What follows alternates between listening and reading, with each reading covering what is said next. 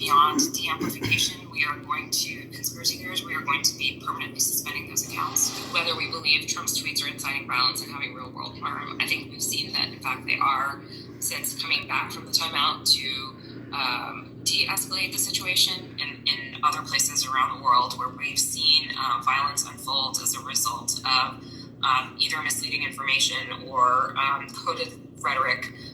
So a lot of our learnings here have come from other markets. So in that sense, we do feel like this is our global approach. We need to be very focused on being able to enforce any of these policies or enforcement decisions we make at scale. I think long term we want to be in terms of building trust and enforcing policies consistently and providing adequate notice before we take a very aggressive step like a permanent suspension.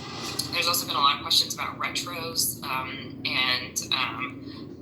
of course we're going to do a retro. I mean, we're in the midst of a retro around the election generally. This will be most definitely folded into it. I think what we saw Wednesday morning was really concerning to us, obviously. So a small team gathered from Trust and Safety. We were discussing the potential for violence to happen, and we decided to escalate our enforcement of the civic integrity policy and use a label that disabled engagements to stop the spread of potentially inflammatory content, which is the content around election interference, election fraud, stealing the election, that type of thing. We are going to, conspiracy theories, we are going to be permanently suspending those accounts. We are doing everything that we can to ensure that Twitter is being used in a positive way affects society. If you're on the inside of big tech, mainstream media, or federal government agencies, reach out to us at VeritasTips@protonmail.com.